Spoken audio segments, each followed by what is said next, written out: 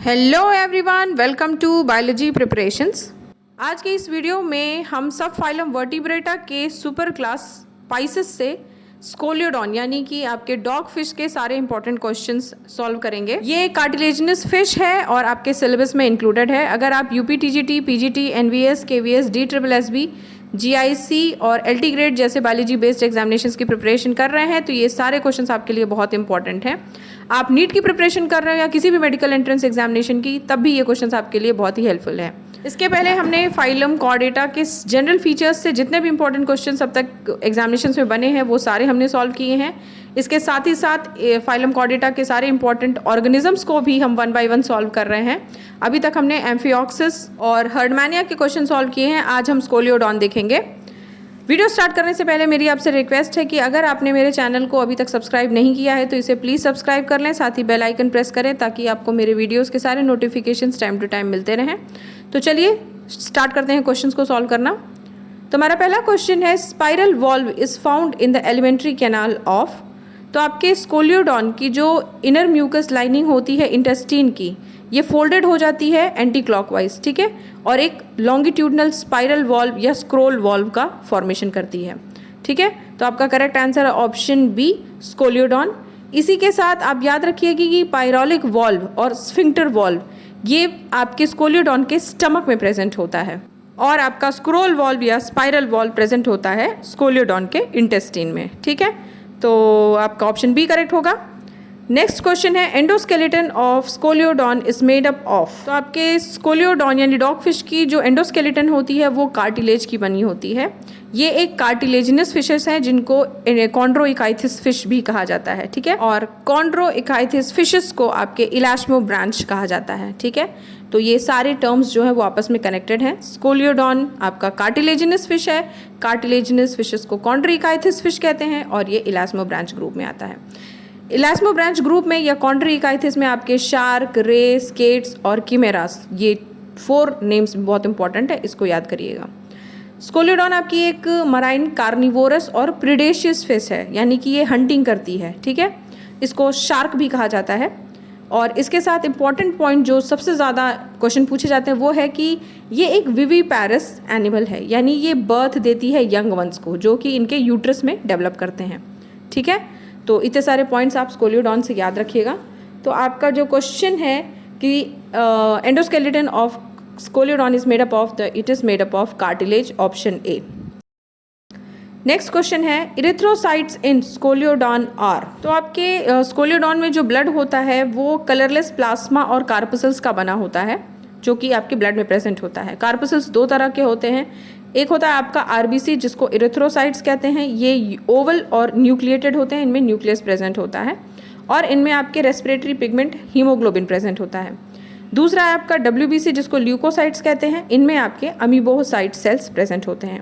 तो यहाँ क्वेश्चन में यही पूछा है कि इरिथ्रोसाइट्स इन स्कोलियोडॉन आर, तो आपका ऑप्शन सी करेक्ट होगा, they are oval and nucleated, ठीक है। नेक्स्ट क्वेश्चन है, dog fish is related to which group. तो आपका जो डॉग फिश है उसके क्लासिफिकेशन को देखें तो ये फाइलम कॉर्डेटा का मेंबर है, सब फाइलम है वर्टिब्रेटा, डिवीजन है ग्नैथोस्टोमेटा, क्लास है कॉन्ड्रोइकाइथिस, ऑर्डर है स्क्वेलिफॉर्मिस, जीनस है स्कोलियोडॉन और इसका स्पीसीज है सोराखोआ, ठीक है। तो आपका जो करेक्ट आंसर होगा वो होगा option B, gnathostomata. Phylum chordata को 2 ग्रुप्स में डिवाइड किया गया था, एक क्रेनिएटा या प्रोटोकॉर्डेटा जिसमें आपके हेमीकॉर्डेटा, यूरोकॉर्डेटा और सिफेलोकॉर्डेटा 3 सब फाइलम्स डिवाइड हुए थे, ठीक है। और जो दूसरा ग्रुप था वो था क्रेनिएटा जिनको यूकॉर्डेटा कहा गया है और इसका एक सिंगल आपका सब फाइलम है वो है वर्टिब्रेटा। अब आपके वर्टिब्रेटा की भी डिवीजन की अगर बात की जाए तो वर्टिब्रेटा को आपको डिवाइड किया गया था 2 डिविजन्स में, एग्नाथा और ग्नैथोस्टोमेटा। एग्नाथा मतलब ऐसे एनिमल्स जिसमें जॉस प्रेजेंट नहीं होता है, ठीक है।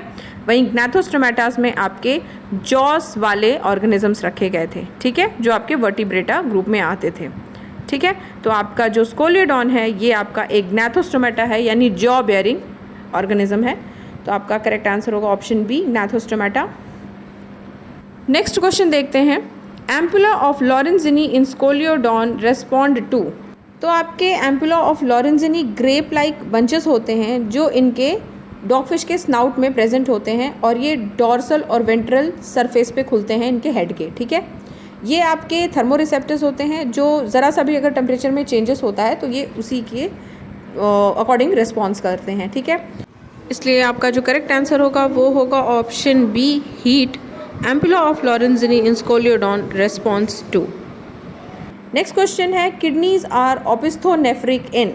तो आपके जो कार्टिलेजिनस फिशेस में किडनी होती है वो बेसिकली आपकी मीसोनेफ्रिक होती है, लेकिन शार्क में या सीसीलियंस में, सीसीलियन का मतलब आपके हो गया लिम्बलेस एम्फीबियंस में, जो किडनी के ट्यूब्यूल्स होते हैं वो आपके posteriorly through out the length of coelom तक जाते हैं, ठीक है।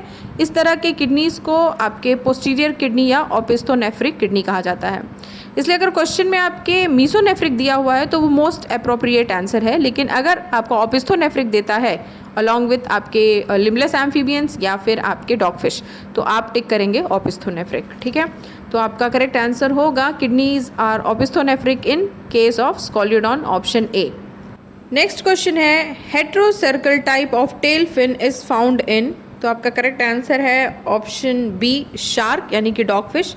जो heterocercal type of tail fin होता है ये आपका एक इंटरमीडिएट टाइप है जिसमें आपका वर्टिब्रल कॉलम जो होता है वो ऊपर की तरफ बेंड होकर के डॉर्सल लोब के अंदर तक चला जाता है, ठीक है।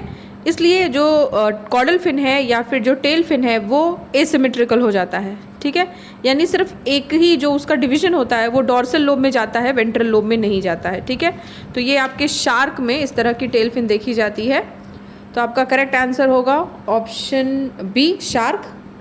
अब देखते हैं इस वीडियो का last question, which fish is viviparous. तो आपका करेक्ट आंसर है ऑप्शन बी, स्कोलियोडॉन। स्कोलियोडॉन जिसको डॉग फिश या ब्लैक शार्क भी कहते हैं, ये आपकी एक मराइन कार्निवोरस प्रेडेशियस फिश है जो आपके क्रैब्स, लॉबस्टर, फिशेस पर फीड करती है, ठीक है। ये एक्टिव स्विमर्स होती हैं और अटैक करती हैं।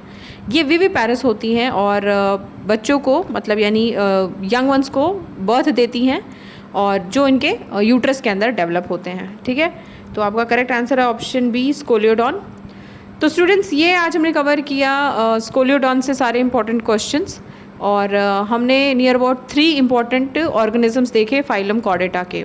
अब जो हमारा नेक्स्ट वीडियो होगा वो होगा आपका राना टिग्रीना और यूरोमैट्रिक्स से, यानी हम एम्फीबिया और क्लास रेप्टिलिया इन दोनों के ऑर्गेनिजम्स को साथ में देखेंगे, क्योंकि यूरोमैट्रिक्स से ज़्यादा क्वेश्चंस नहीं पूछे जाते हैं, लेकिन आपका जो फ्रॉग है राना टिग्रीना इससे ज़्यादा क्वेश्चंस पूछे जाते हैं। तो हमारा नेक्स्ट वीडियो इसी टॉपिक पे होगा।